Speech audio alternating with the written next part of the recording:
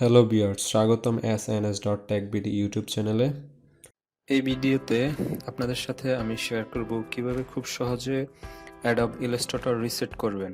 চলুন কথা না বাড়িয়ে ভিডিওটি শুরু করা যাক।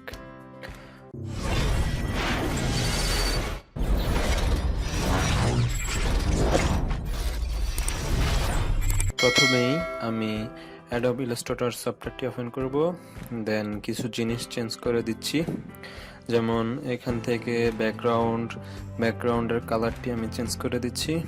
ওকে, আরও কিছু চেঞ্জ করা যাক। যেমন এখান থেকে আমি জেনারেলে গিয়ে এখান থেকে 1 ফিট, এখান থেকে আমি এটাকে বাড়াই দিলাম, 8 ফিট করে দিলাম। ওকে, দেন আমি Adobe Illustrator সফটওয়্যারটি ক্লোজ করে দিব। তারপর যেটা করতে হবে, দিস পিসিতে গিয়ে সি ড্রাইভে যাবেন, এখান থেকে ইউজার ফাইলে যাবেন।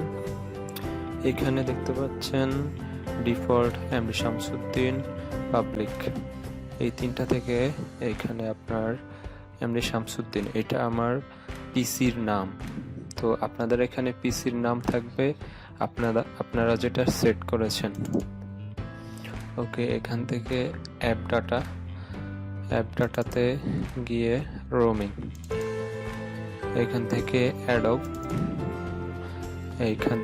Adobe Illustrator 19 সেটিংস, এইখানটায় ক্লিক করবেন। আপনাদের যদি ভার্সন অন্যটা হয়, যেমন 2020 হয়, তাহলে হয়তো এখানে 19-এর জায়গায় অন্য কিছু থাকতে পারে। সো আপনারা Adobe Illustrator এখানে একটা সংখ্যা থাকবে, এই সংখ্যা যেটা আছে সেটিংস, ওই সেটিংসে ক্লিক করবেন। Adobe Illustrator এটাতে ক্লিক করবেন না।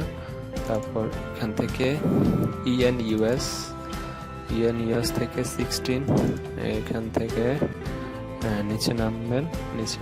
নেমে এইখানে আপনার দেখতে পাচ্ছেন Adobe Illustrator Cloud Frames and Adobe Illustrator Frames, দুইটাকে মার্ক করে ডিলিট করে দিবেন।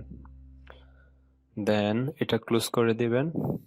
ওকে, আমি এখন আমার Adobe Illustrator সফটওয়্যারটি ওপেন করব।